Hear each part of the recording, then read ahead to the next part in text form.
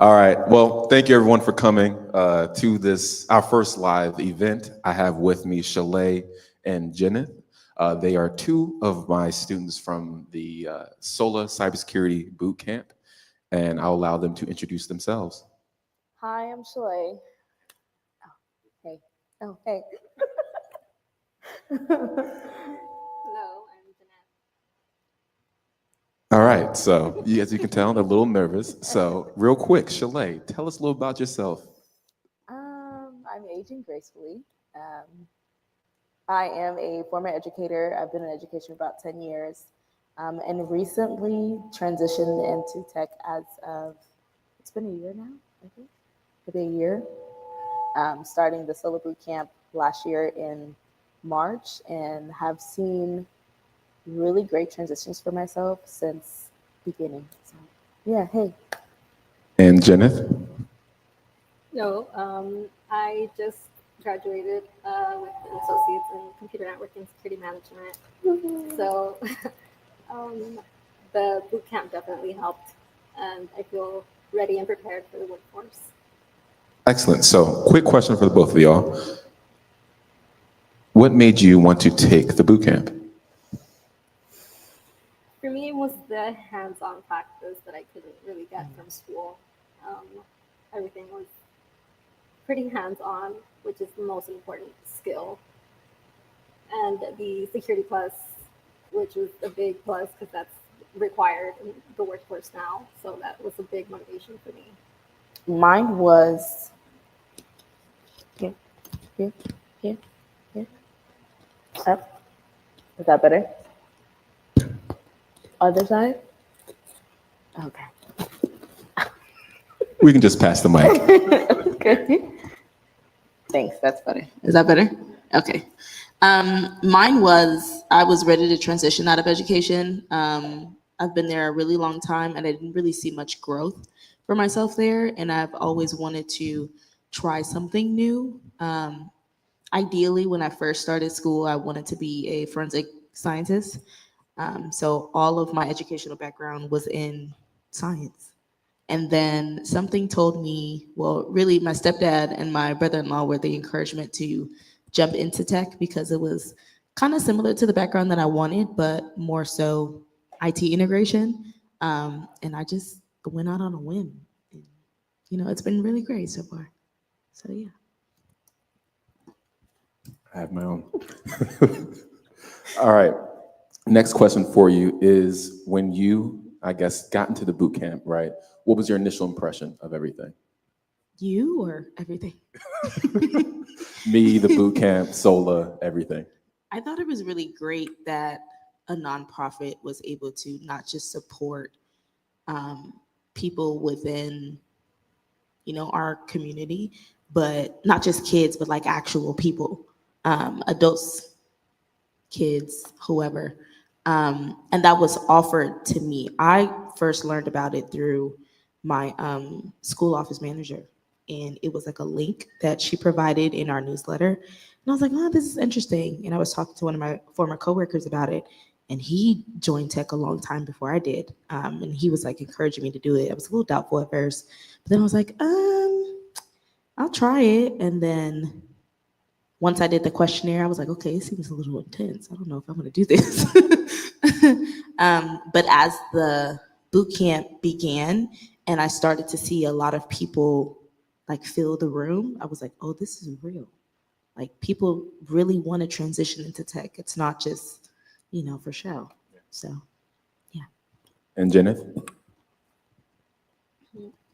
I heard about this program because my son is actually enrolled in the SOLA classes. So I was a little jealous, honestly, because I wanted to be part of SOLA.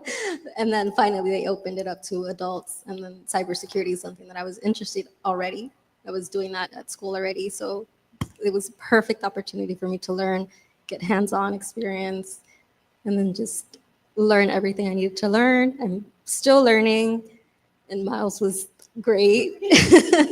Miles was great. The class definitely was a little challenging, but in a good way, the best way possible, because it taught you how to problem solve and communicate and ask questions and learn to do the work yourself and just really, really get yourself out there, learn, and expose yourself to everything. So it was great for me. And yeah, Miles was great. Thank you. He was awesome. All right. So with that being said, you mentioned that there were challenges. What was one of the biggest challenges for you in this bootcamp? I think learning to troubleshoot for myself and not run to you for everything. Because anytime I would get stuck, it was like, okay, look for Miles and ask questions and message him and ask. And he would always say, Google it. That was his favorite answer to all of it. For his favorite answer was always Google it. And so then at one point it was just like, well, I'm not even going to ask anymore because I know what the answer is going to be. And it just forced me to go ahead and do the work myself, Google it myself. ChatGPT or YouTube or anything like that, or asking like Shallae or a little group that we had going on. It really forced me to do all the work and to troubleshoot things for myself, to learn things, how to do things for myself, creating virtual machines and breaking everything and building everything from scratch 2, 3, 4 times until I finally got it. And to see the successful outcome of a project that we had or anything that I was doing in like my personal side projects was definitely rewarding. Glad to hear. Shallae? I don't really know if I want to share mine. I would say the most difficult part or challenging part that I had was really getting acclimated to a lot of things. Of course, like working with a computer is great, but like working with different softwares or anything like that I've never been exposed to, I always find it hard to get acclimated until I actually start like taking an interest in it and diving into it. So the first project that we had was to work or take apart a PC, right? Remember that? And Miles kind of forced us into groups, and I was like, okay, I don't really know who to depend on. Got to depend on myself. But it kind of forced me to get out of my comfort zone and get out of that shell and really leap into learning something new. And from there, I think class became a lot easier for me. I've always been very vocal and kind of boisterous, but like it really pushed me and encouraged me to really like ask for help. And similar to what Jeaneth said, asking Miles was like pulling teeth because it would always say, Google it, or, well, did you try this? And he would make it seem so simple. And I'm like, well, you know everything, so it's kind of hard. But it definitely forced me to get acclimated. Like Jeaneth said, get out of the comfort zone and really apply myself, be more hands-on. And when we started doing projects, I was like, oh, okay, so is this what my work life is going to be like? Because I can kind of get used to it, but deadlines is not my thing. So, but yeah, the personal projects definitely were a challenge for me. The Linux system project that we had, we worked as a group and it was hard. If it wasn't for Jeaneth and Gerald, it would have been, I don't think any of us would have finished on time. It was definitely hard though, but it was something that I never envisioned myself getting through. But I ended up learning and applying myself more, especially with Linux, because I didn't know anything about it. But yeah. So with that being said, right, our current cohort that we're teaching, they are starting their Linux system administration project. They actually just started on Monday. So what advice would y'all give to them to get through the next 2 weeks? Look back through your lecture notes. Like, did you give them lecture notes? Yeah. Okay, yeah. Definitely look through your lecture notes and then like apply whatever scripts that he gives. 9 times out of 10, like he'll put clues there for you to use or really just refer to. But looking back through the lecture notes really helped me. And then going through the different scripts that you gave also ChatGPT became our best friend as to how to apply it, not necessarily what to do, but really how to apply the scripts, and then not being afraid to fail. Like, I think I locked myself out maybe like 4 times and I had to like retrace my steps and figure out what I did wrong. Rely on, my classmates, but I would definitely say look through and like run the program and see like, what errors come up. The error messages themselves like help you and guide you to figure out like what you're doing wrong. But don't ask Smiles. Agreed. Don't ask Miles. I made the mistake of asking him, and I would screenshot everything. I have thousands of screenshots from that project. And anytime I would run into an issue, I would screenshot it. I would ask Miles, and he would say, "Did you read it? Did you read the screen? It's literally telling you right there on the screen what's wrong." So yeah, that's where the troubleshooting comes in. Definitely, don't be afraid, like Shallae said, to make mistakes and take apart your virtual machine. Lock yourself out. I locked myself out a few times as well. I had to take everything apart and build it up again. And we tried. We tried for days. We tried for days, and finally our work paid off. Like Shallae said, the notes definitely help a lot. Miles does give you little hints, and everything you need is there. Just, I think a lot of our success also was working together. So rely on your classmates, rely on each other. Definitely do your research and use your notes. Excellent. So, y'all both graduated from the program. What was your favorite part of it?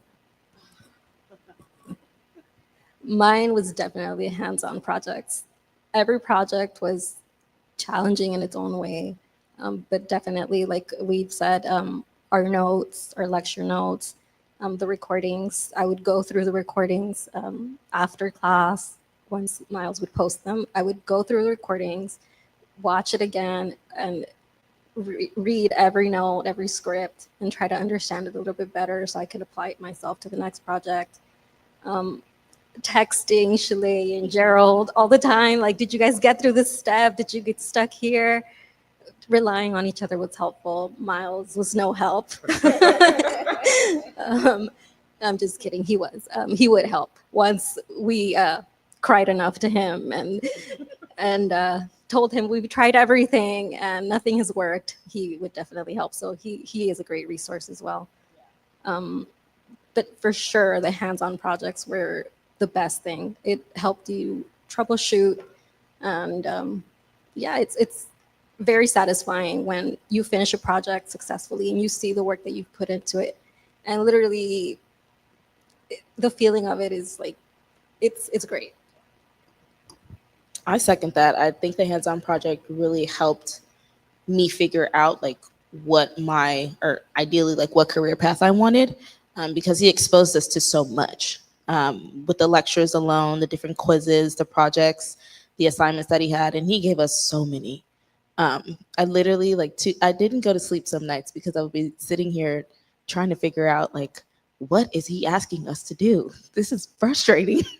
But it was definitely rewarding to work alongside people like Jeaneth and Andre and Mariah and everyone else that was in our cohort, because we were all dedicated together.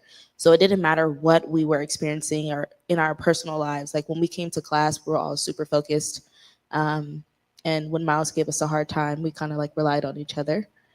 I remember being so confused when we got into bash scripting, and I would forget a tilde every single time. And he would be like, well, this is why it's wrong. And he would just type like one little character. And I'm like, what the fuck? How did I get this wrong? But similar to what Jeaneth said, like definitely having that form of community in class was something that was really rewarding. And the different projects that we had, I would say that was probably the most rewarding. And then actually using the toolkit to study. I thought studying would be really hard for the CompSecurity Plus, but understanding what we were doing in class and actually applying it really helped me out. I put it off for a while, but I'm glad that it's over. So yeah. And that is, oh, you went right. I have ADHD. Yeah, okay, great. All right, so that is actually a great transition because the next question I wanted to ask was about the Security Plus. And that's because Jeaneth passed about maybe a month or two ago, and Shallae just passed, literally just passed. So they have a lot of information in their heads about tips on how to pass, any recommendations, anything that would you like to share with everyone? What was the hardest part? What was the easiest part? How was Cert Master? Cert Master was great. I definitely didn't pass certain performance-based questions, and so it kind of scaled me back, and I was like, damn, okay, I got to go back to my notes. So using our lecture notes that we had, I went on our drive and saved everything. So all the lecture notes, the assignments that we done, and even with the errors that I made, I went back and looked through those to see what similarities I would get on the Cert Master. And they were very similar, but I think in regards to the assessment itself, I wasn't expecting it, for one, to be so brief. But it did ask me, I think I had 5 performance-based questions. And the multiple choice questions were really simple because we learned them. So learning, or I guess applying knowledge about the CIA triad and different forms of governance, that was on there. Wow, was that? It's fresh in my head, but it's not there. But I would definitely say using the Cert Master Toolkit is very helpful, but also using an outside resource. I use Coursera. They have different study materials on there as well. I utilized my stepdad. He was great. Big shout out to Professor Messer. Yeah. And just, I didn't really ask Miles too many questions because I know he would be preoccupied and probably torture me. But I would definitely say going back through our modules helped me a lot before even touching the Cert Master, and just really trying to recall everything that I know and figuring out how to apply it was what really helped me. For me, I think I was most worried about the performance-based questions. Mine were all networking. So I think working on that is going to be very helpful. The Cert Master does help a lot. There's a lot of, the way they word it is very similar to the exam. I also used an app called Pocket Prep. That was very helpful as well. YouTube videos, Professor Master, every resource that was out there, I was looking at. But I think that was the mistake that I made. I overwhelmed myself with resources and videos and reading books and things like that. Just pick 1 or 2 things that you actually want to focus on. I would say focus on what is hardest for you. It could be either networking or any other subject. Focus on what you don't know more than on what you do, because you will get stuck. That happened to me. Just going over the things that I already knew and then not focusing on the things that were a little harder for me, maybe cryptography or something like that. Miles is a great resource. The lecture notes are definitely great.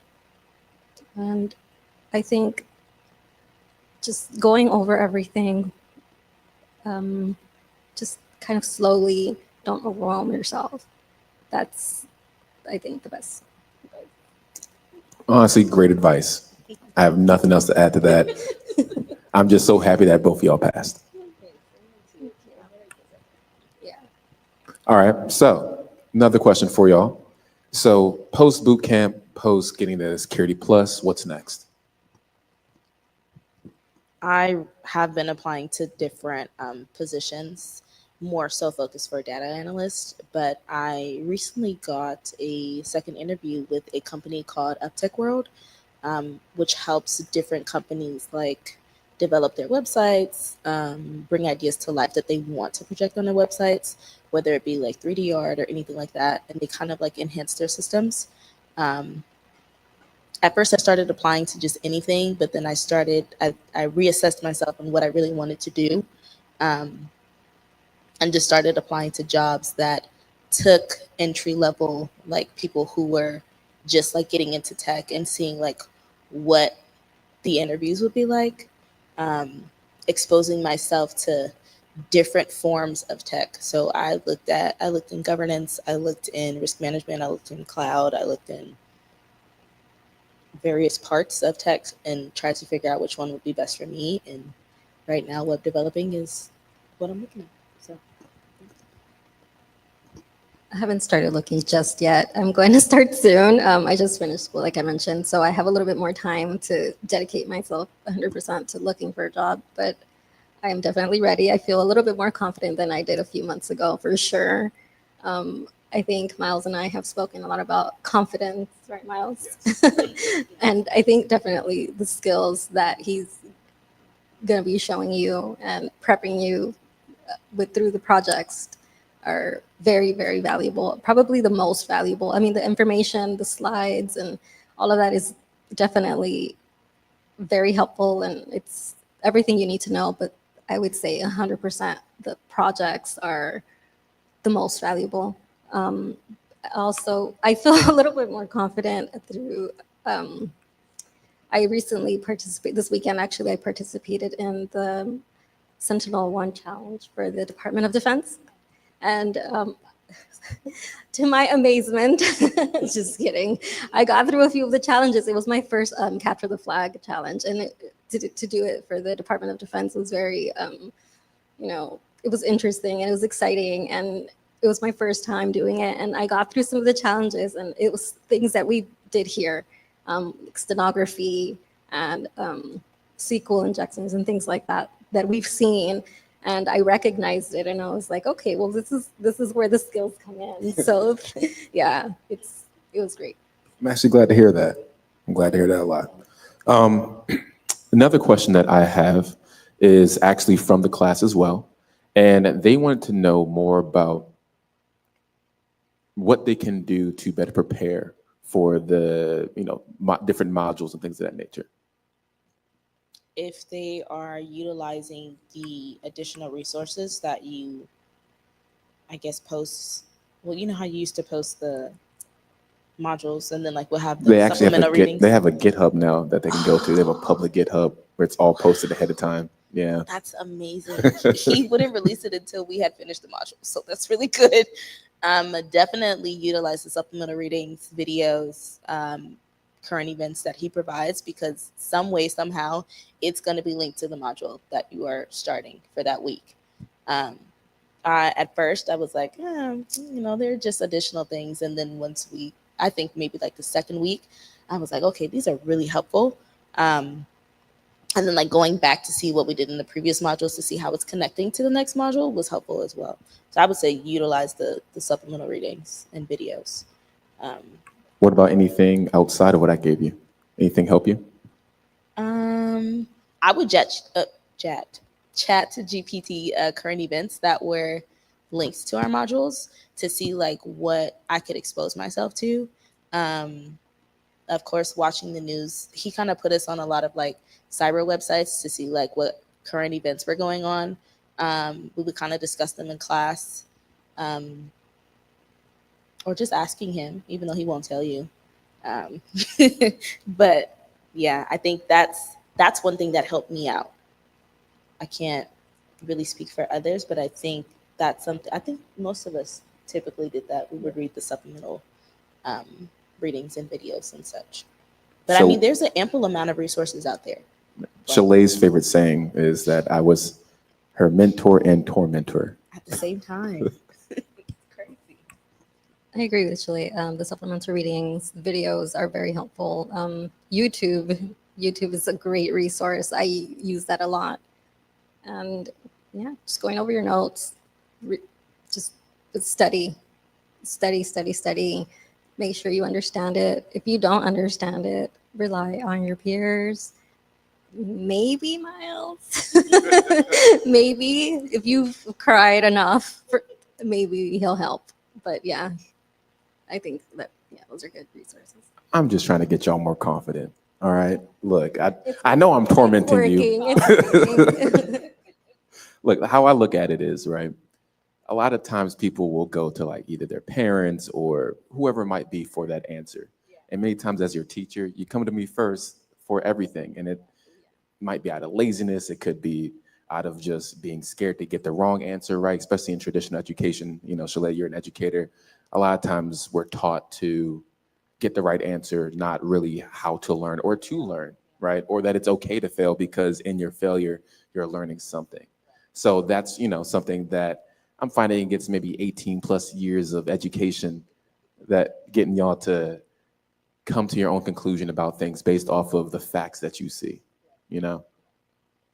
And Jeaneth, a question for you.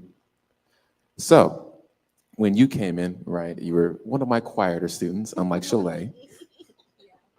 What do you feel like was something that got you to kind of open up and get out your shell and, you know, get out of that imposter syndrome? The desire to learn it and learn it well, because this is something that, you know, I'm working towards a goal, which is working in the field, cybersecurity specifically, and I need to know these things. One of my professors from school said they're not going to pay you 6 figures to know nothing, and that has stuck with me. That was one of our little quotes with Gerald. And it's true. I mean, you need to be prepared. You can't just show up and know nothing. So that was a big motivation for me. I am a little more on the quiet side, but it's just the desire to learn. And I think for me, it was just kind of like intimidating to get things wrong and to not know, because I was taking classes at school and I should know these things, right? But I learned that it's okay. I'm still learning and I'm going to continue learning. I know that in this career, you're never going to know everything. I've heard before, you know, you're not going to know everything. There's always something new, always something that you need to learn, and it's okay to keep learning. It's the same question applied to me. I thought you had your own question for me. Do you want your own question? No, thank I do you. have one. I'm just going to wait. I think seeing Jeaneth like come in, and she was more on the quieter side, and me being the complete opposite, it was different because I was like, okay, well, nobody else is talking. Nobody else is asking questions. And I feel like I was asking all of the questions, aside from Gerald. He'd asked a lot.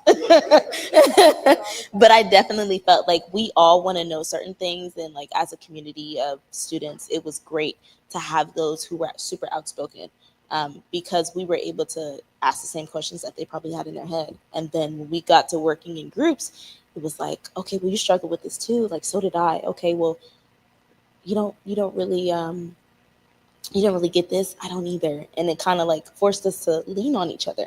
And I think that was like the most beautiful thing that I seen from Jeaneth. Like she turned from super quiet to, did you get this? Because I didn't really get that. And like we would move these chairs around in here. We would utilize the tables for like our personal projects. So yeah, it was nice at the very beginning, like coming out of our own comfort shells, transitioning into like a group, like a community, a friendship. And, you know, we networked with each other like outside of that. So that was always nice too. Yeah. You ready for your question now? No. Yeah. It's a very easy one. So earlier you mentioned you're an educator, right? Mm-hmm. So just wanted to get your opinion on the education style of this boot camp as opposed to the things that you've been exposed to. As an educator, I always encourage my students to not be afraid to fail. So even if you raise your hand and you get the answer wrong, at least you tried. Like at least you did something. And I think applying that to myself in here was probably the most challenging thing for me, because I've always taught myself to get things right and like, do things right the first time. And so failing at these different activities was really hard. Like I had some nights where I was at home like crying. I looked at my partner like, I don't know what I'm doing. And I don't give you grades for a reason. but even still, like even with like our take home quizzes, it will be graded and I'll be looking at them like, what did I do wrong? And having to go back and reflect on the things that I was doing in class, or like his lectures, what he was saying in class, in addition to the slides that was provided. The style of teaching that you provided was not so much a pass or fail concept, but applying yourself. So really like diving into the material that you have and referencing it for yourself, like applying it for yourself. not just to the activities itself, but like going on YouTube, going on Google, and seeing how these things work. I remember, I think we were doing, they're not string ratings. What were they called? Where we had to do, was it in cryptography? We had to do those ratings when we did, I'm drawing a blank. Was it when I had y'all do threat modeling? Yes. Yes. We had threat models and we had to assess the different threats that we had. And he gave us this Excel sheet where we had to type things out and like score them, different binaries. And I was like, this is math. I left work for a reason. Like I didn't want to do this. But actually using my math skills that I had really helped me. I think that was probably the easiest assignment that we had after like I got through it. I was like, oh, okay, everything's a formula. It's not hard. But I just think having Miles as like a coach was definitely helpful. I don't think I would have had the same experience had I had someone else. So you were really great. Definitely pushed us, encouraged us to be more hands-on, and not be afraid to fail, not be afraid to lock ourselves out of our terminals on our own computers or mess up our virtual machines or anything like that. So yeah, different style of teachings definitely impact students. So that was one. Excellent. And then for Jeaneth, since you were in class while also being in class, right? What did you see as the biggest, I guess, comparison or difference between what you were doing at the university level and here? Once again, it always comes back to the hands-on. School, yes, I knew the concept, I knew the terminology, and I was familiar with everything. But once he asked us to start working on Linux, start cryptography, and make our own virtual machines and things like that, I was just kind of like, just froze a little bit.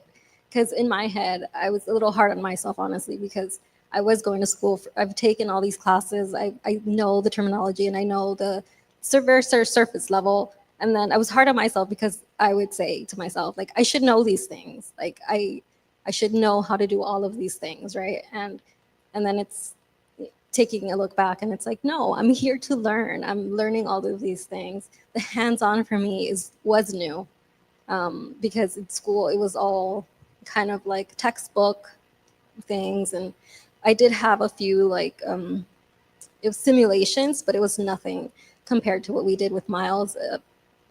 In school, the simulations were already built for us, and all we had to do was click a mouse and maybe enter a command or two, and that was it. With Miles, everything was from scratch. We had to do everything ourselves, build our own virtual machines, configure everything ourselves, and everything was just so much different and so much better, honestly, than what I did in school. I had the knowledge, I had, the background, but the hands-on was the most valuable thing, for sure. And the troubleshooting was, for me, I think the worst part, but the best part as well, because it definitely teaches you about yourself, like patience and determination. You have to keep going, even though you break your machine 20 times, you lock yourself out, you just take it down and do it again. And then the satisfaction you get from completing it and then being successful, and there's nothing like it. So definitely the hands-on. I'm honestly happy to hear all of this. Yes. It's amazing to kind of get this feedback on the program that I built myself. Like, honestly, I'm like over the moon right now about that. Anyway, I guess my last question for the both of y'all will be, I kind of already asked it, but I do want to end on it of just, what advice would you give to anyone, not anyone like within this boot camp, just anyone that is looking to transition into tech or into cybersecurity, right? They don't have to be coming to the Sola Foundation for their cybersecurity boot camp. They can go to any other program, doesn't really matter. I just want advice for those out there that want to be where you currently are. I would say don't be afraid to pursue something new. Again, like I was in education for 10 years. And I've always wanted to do something outside of education. I went out on a whim, like thought, what could I do? What could I become great at that I don't know? And because of the previous exposure that I've had, like with people in my family who were already in tech and the resources, I think it pushed me and motivated me more to want to pursue something different like tech. And then just finding the comfort zone of letting something be different and actually learning how to work with it.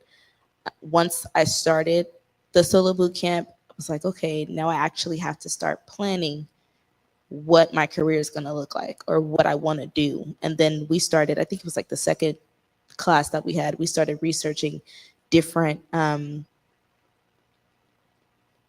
guess, like different types of cybersecurity that we can be in, different career paths that we wanted to explore. And from then on, like I knew like, okay, I want to be a data analyst. Like I want to work in risk assessments. Like I want to work in governance some way, somehow. And then I started like researching different positions that they had, what their salaries were, like what were they exposed to, what did they have to deal with, like what their preparation was. So I would just say, don't be afraid to get out there and search for whatever you want. Find whatever you want. When you find your niche, you know, it'll feel good. I agree with Shallae. I think it's just putting yourself out there. Pick a goal and go after it. I think it's easier said than done, but pick a career or a path that interests you the most. Don't have like 20 different things that you want to go into and then try everything. I think stick to the thing that interests you the most and then go after that. Prepare yourself as best you can for that.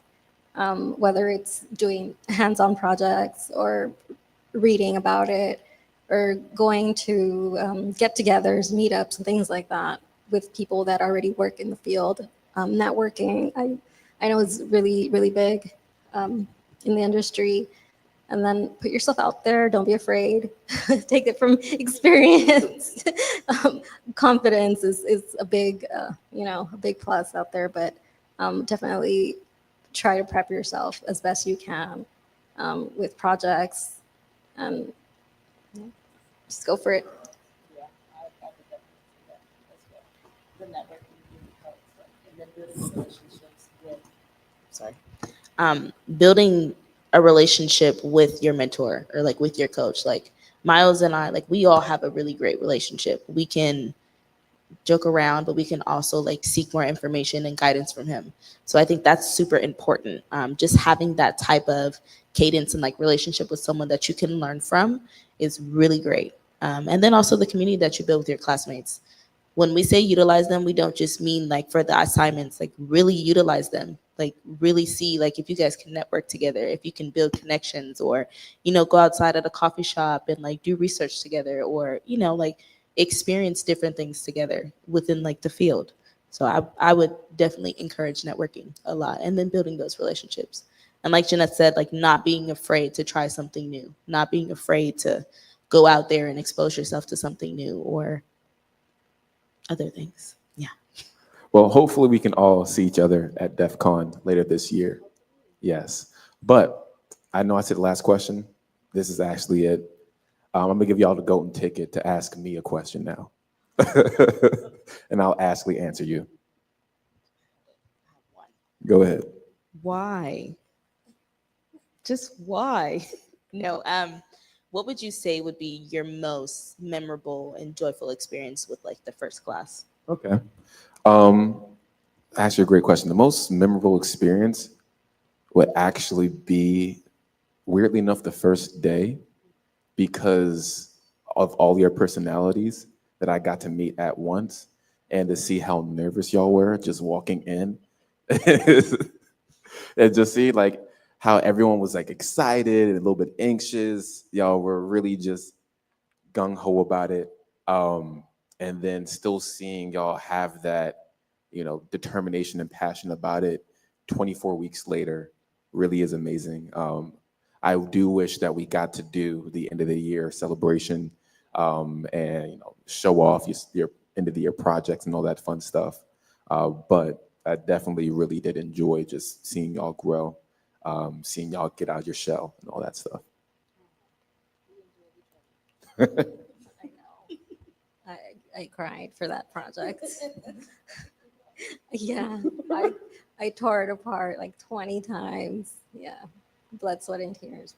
My question would be for our cohort and the ones you will have after us. What advice could you give us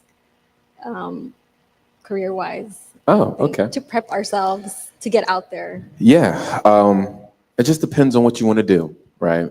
If you want to get into IT, and say you have no years of experience whatsoever, help desk is always important. You know, even if you're doing it for 3 months, 6 months, really just trudging it out in a help desk role, getting to understand the different issues that people experience from a technology standpoint and how to fix them. And also, you know, we're all end users here, realizing that people are just kind of stupid, right? Like we all make mistakes.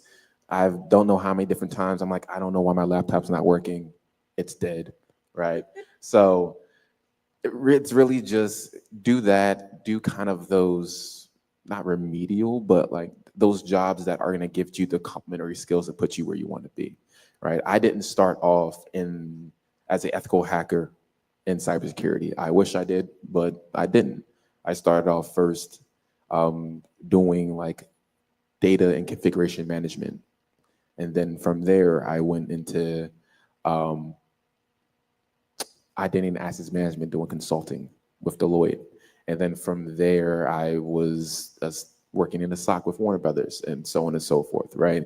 And I've jumped between a lot of different careers and jobs until I kind of more or less found my niche, which was mobile ethical hacking, which I never would have told you I wanted to do when I first started off this career. Yeah, I knew I wanted to be a hacker, which is cool and all that stuff. But even when you say hacker, like I've told y'all before, there are multiple different domains just in cybersecurity. It's like a lot like medicine where you could be an OBGYN, you could be a ear, nose, and throat doctor. Like there's so many different fields that you can specialize in. The same thing applies for cybersecurity because even as a quote unquote ethical hacker, right? I specialize in mobile and a little bit of web, but you can do everything from like systems to databases to IoT, whatever it is you want, embedded systems for that matter, right? So it really is just finding out what it is that you're interested in, what it is you're passionate in, and just moving towards it and not caring how long it takes you to get there. I didn't get to becoming a security architect and doing security research and all that fun work until maybe 4 or 5 years into my career. So, I said one, but go ahead. You know, do you think it's beneficial for us to obtain some type of security clearance while in tech? Yes, if you want to. You don't need a security clearance. Security clearance helps you, especially if you can get a company, you know, at those like the defensive contracting organizations, the Northrop Grumman's, Lockheed Martin's, those even universities, they have research labs. Like I initially got my top secret clearance from Johns Hopkins University's Applied Physics Laboratory, right? Because they did work with the government and the project I was on involved me getting a clearance. So many times just going through an organization and getting them put onto a project that requires it.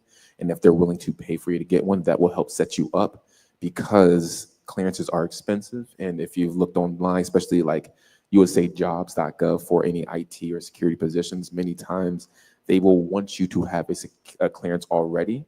So having a company that had already kind of paid the monetary value for you to get that will help. And it is true what they say that, you know, in having a clearance, you can expect a bump in your pay, right? Yeah, no, that's the goal. Yeah, Nice. the goal. Then I would definitely recommend, you know, the defensive contractors, especially those physics laboratories, those are the best bet for having a company pay for your clearance.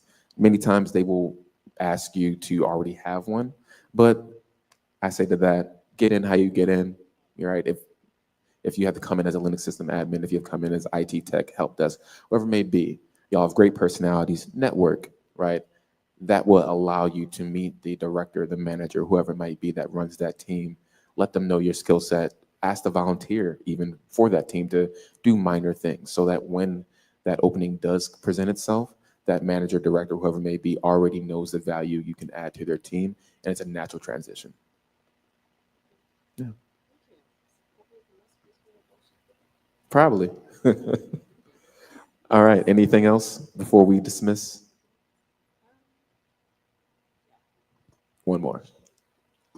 What would you say would have been the most challenging part of, I guess, teaching, coaching, guiding us, and then like your current cohort? The hardest part is it's always the same thing. It is getting over how we were taught, right? And it's also getting people to actually think about their learning style.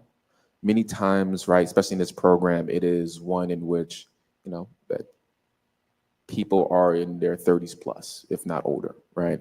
And they are used to doing things a certain way, used to getting things done a certain way. And it is hard to get people to shift their perspective. And I don't want to make it sound like people don't critically think, but a lot of times, especially when it's this technology, and like you said, Jeaneth, the answers would be right on the screenshot. It's really is just like, no, like, don't get scared. Don't freak out that it didn't work because you thought it was going to work. Take a deep breath and just try, right? So it's getting people to change their perspective of like, I put it in right, so it has to work. And it's like, you're missing a space. You didn't put in exactly how I've put it on. Yeah. Like, hey, it's if you copied and pasted and look at it, they're two different things, right? And it's just getting people to take that step back, take a breather, and just say, okay, if it didn't work, well, why didn't it work? And being willing to figure that out on their own.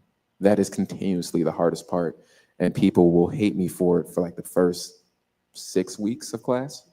And then after, you get that aha moment, that's when everyone's like, I don't need you. And they go straight to Google. And I'm like, oh, like, do you need any help? Like, I'm Googling it. I'm like, all right, yeah, cool. Yeah. As soon as I'm ready to help, y'all don't want to talk to me. Yeah, no. Absolutely not. Yeah. Do you have anything, Jeaneth, or can we close it out?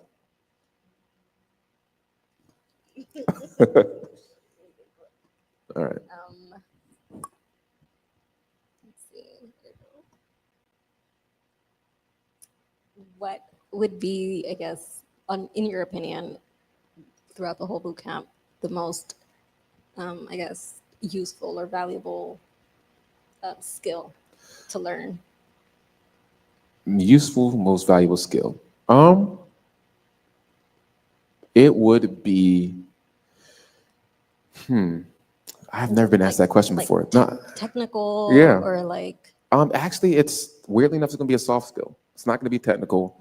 The most valuable skill I have found for anyone to have in tech, regardless what it is just to, I don't know how to describe, but to be able to take a deep breath. The reason why I say that is that you don't know how many different times I've had coworkers, because I am young, Black, whatever it might be.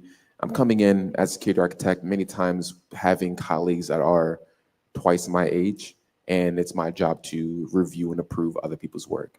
And, they don't want to hear that, or they don't want to take that, or they're not happy to have someone that looks, sounds, or is me to come in and out of nowhere and tell them what to do, or tell them that what they're doing is wrong, which I completely understand if I put myself in their shoes, regardless of, race or whatever it may be, right? So it's having that understanding, and when they lash out, just taking a deep breath. There's been many times in which I know that I'm being yelled at or screamed at or talked to just because you're not happy or you're just frustrated.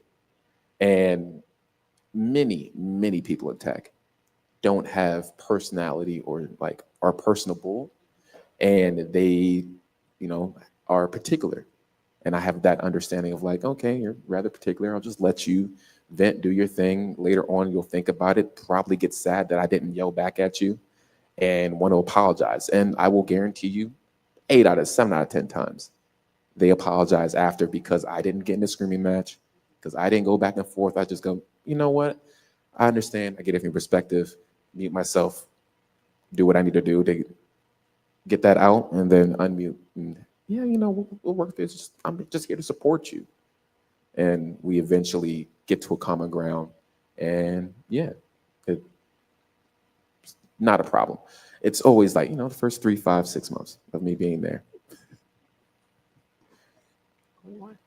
One more. One more? All right, go ahead. Okay. For us that we're going to be newcomers in the Yes. industry, would you recommend, or I don't know, I guess, remote work or in-office Ooh. work? That is a great question. I would say it depends on like your schedule and who you are as a person. And with the caveat of I've done both and I've hated both. I when I was working at Deloitte, it was a job in which I was traveling nonstop, right? Which was a lot of fun. But I then got to the point where I wanted to have a team that was just like, this is my team. I wanted to have an office where I could put my shit down and just, do whatever I wanted to do or get what work done I need to get done. Or even have a office that's decorated with my own things, with pictures of my family, all that stuff. And working in an environment in which you more or less work completely remote from either the client or your office or your team might work in like 4 different states, right? You kind of lose that camaraderie.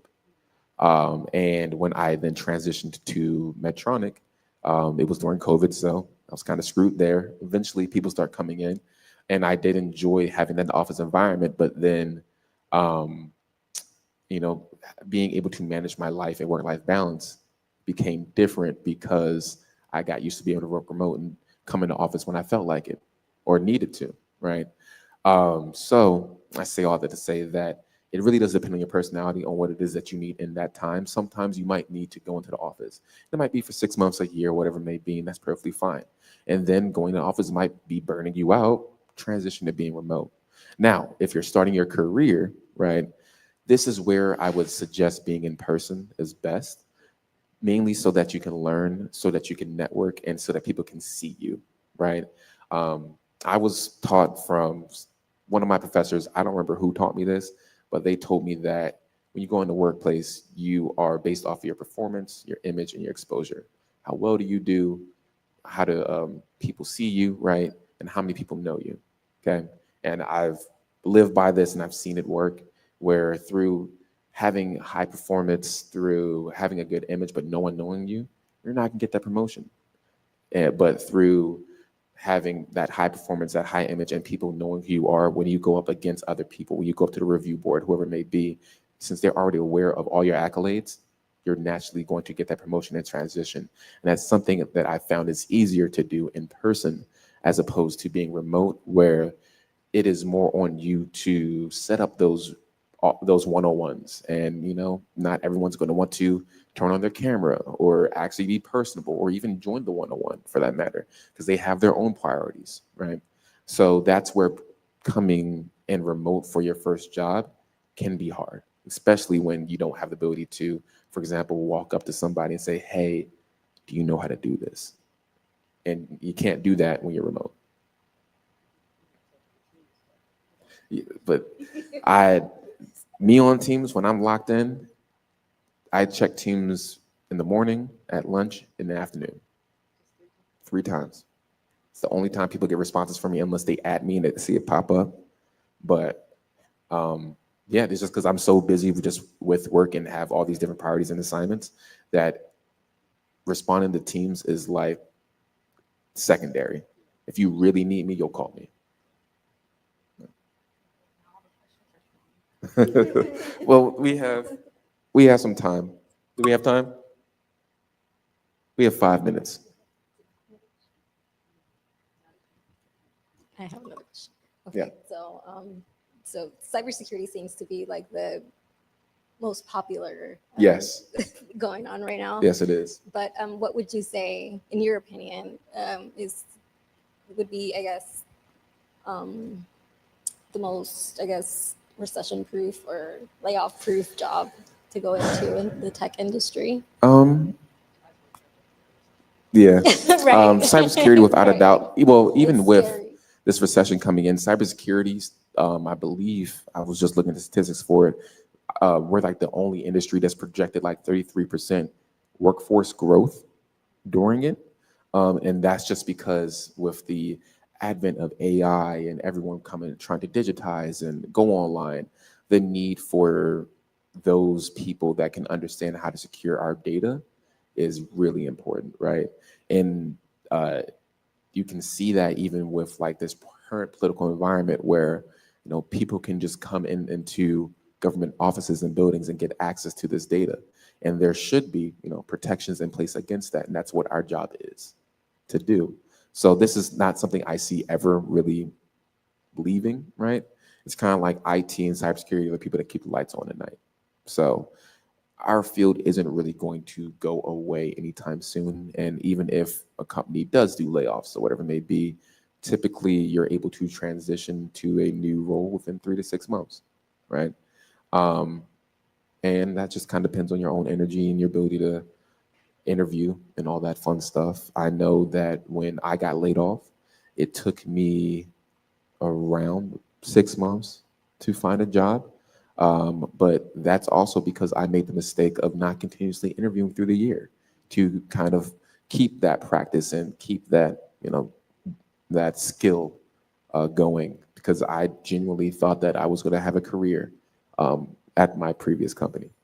But once I got laid off, got the wool pulled from over my eyes and understood that, the only real security is going to be in a company that I run myself. And even in that, right, I don't have that security because I'm getting money based off of contracts, but I do feel like I have control over my life. And that is what I feel like is more important since getting laid off on a random Tuesday. And literally just walked in, had a meeting invite on my calendar with my manager, who coincidentally enough was the VP of the company. And it was just like, yeah, we're letting you go. And I was the only one on my team, which hurt even more. But I went to a competitor who paid me a lot more. And yeah, all worked out at the end of the day. All right. We got time for one more? All right. Seeing as how interviews nowadays are, like, people typically generate questions to ask, what would you say would be some good feedback or, I guess, follow-up questions for an interviewee to ask an interviewer? Oh, perfect. I'm even going to give you something better that I did not think about in my interviews. And I actually found this out through a colleague of mine who just joined the team that I work on. And he told me that he used to work for Amazon. And in Amazon, with their technical interviews, they typically are going to ask you to perform some action, like write a script that does this, write something that does that. But what they want is to see what you do outside of that, what was instructed to be done, right? So not just do they want you to do the assignment, but they also want you to think of how you can make it better, right? So for example, from a cybersecurity standpoint, say that you wrote a script to check for websites that are vulnerable to cross-site request forgery, right? And they ask you to write a script to do that. Well, something you can do to add to that is having within your script the ability to save those URL links, right? They didn't tell you to do that, but that's something you can add in as an added feature, and it shows to them that you think not just on what you're assigned to do, but also how to improve it. And that made so much more sense and kind of blew my mind that I never just thought of that myself. What was the second part of your question? Oh, that was it? I swore there was something else I was going to say. Oh, just the follow-up questions. Oh, yes, follow-up questions. So follow-up questions is, I always say this, interviews are like dates, right? So if at the end of the day, if you can get the person across the table to like you, right, then they're going to find a reason to put you on their team. So I like to ask questions more about like them, actually. And then in that, ask them about, how do they like the job? Did they think that this was where they were going to end up? Are they passionate about what they do? What is the hardest and the easiest thing about the job, right? One that allows you to get a better understanding of the role, but also kind of takes down that wall that people typically have up initially. So I start off with more personal questions, and then I transition into things about the role. And then from there, actually go into questions about, if I were to be hired for this, what assignments would you see me being put on first? Right now, I'm putting kind of using social engineering, putting the idea of me working here in your head and saying like, well, I could see myself doing this and a third, and I really think that, I could improve this efficiency. Earlier, you said when I asked you about this and a third. So I really think that, if I was brought on, I could do this. What is your opinion on that? And from there, they're already like, wow, this is amazing. They're thinking about all the value you're going to add. I want to have them here right now. So social engineer your way into it. And we'll end. Oh, what are the 2 questions online?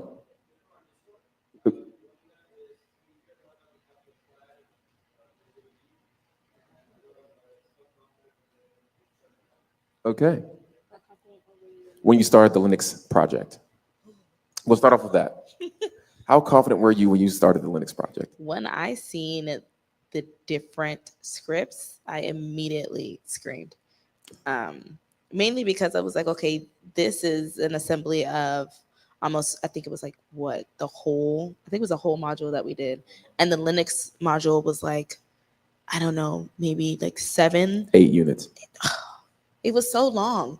And I was like, why would he torture us like this? But then it's Miles. So at first, confidence was very minimal. But then as we started to do the project and then started working together and realizing like, okay, these are some of the things that we were already exposed to or we've already done. I think we all just kind of like went back and started refreshing our memory of, okay, this is what we did before. This is something that you were good at. So run this and see how you would do it. And then we'll go back and try it ourselves. So we kind of like relied on each other to do everything within the Linux systems, but we learned so much. It was kind of hard to like figure out where to start from. But yeah, confidence level was severely low at first. What was your confidence level when you first started the Linux system administration project? I would say confidence level was 50% maybe. I did have a little exposure to Linux in school, so I did know the commands. Once again, we never had to run them the way Miles taught us. It was just like, I would read about it and I would maybe have to enter one command, and it was always given to us. So I knew what command was going to come up because I was reading about it previously during the lesson. But with Miles, when he gave us the project and he said, build it from scratch, we just all kind of, we panicked a little bit, honestly, but I felt pretty confident. The slides and the videos, I would go back and watch the videos and see what he did and then try to do it myself. And that helped a lot. The lecture slides definitely helped. So I felt pretty good, actually. But we did rely on each other a lot. We would, meet each other coffee shops. We would go to coffee shops and we would all sit there for hours. I remember one time we sat for like 4 hours or something. And we were stuck on this one thing. And now we changed locations a few times, actually. But we always relied on each other. That helped too. So, yeah. And then the last question was actually just for you. Tell them more about the DoD Capture the Flag that you did. I have in school, the platform school I follow, I'm a part of this group, and somebody posted about it. They were kind of like advertising it, like it was coming up, and I applied months before. You have to, kind of tell them a little bit about yourself, a little bit of background about yourself, and you just did the application, and then they let you know right away whether you got in or not, and I got accepted. And then they have like a Slack, and then they have like a pre-competition meeting where they tell you kind of like what tools you might be exposed to, what tools you might need, what kind of challenges you might be exposed to. The length of the competition was, for me, they were on the East Coast time, so it was from 7 to 5. So it was like an all-day thing. And each challenge was different categories. There was cryptography, and then There's stenography, scripting, a bunch of different things, and each challenge has different points to it. And then it was just basically once you captured the flag, you got your points, and it was like 20 different challenges ranging from easy, very easy, medium, and hard, and each one had different point values. I think the cash prize for first prize was $5,000, and then it ranged I think 1,000, 3,000, or something like that. I don't remember. And then it was prizes 1 through 10, and then they did a raffle, and yeah, that's pretty much it. Yeah, that sounds like a lot of fun. I wish I knew about that. Yeah. Okay, interesting. Yeah, and they did have like during the meeting, careers that you could go into, whether it was uniform careers for the DoD, like joining the Army or the Air Force, things like that, benefits. They pay for your education, and all those different things that you could do. And then they had civilian side jobs as well, just very informative. And that's something that I'm looking into personally, civilian, like DoD kind of stuff. So yeah, that was very exciting and challenging, learning experience, but it was fun. I'm glad to hear. And I definitely want to do it next week. Well, next year. I'll probably have to wait. All right. So thank you, everyone, for tuning in. And thank y'all for coming and speaking to everyone that's online. I know that y'all dropped a lot of good dimes of information. Jesus. So thank you. Really do appreciate it. Thank you. Well, now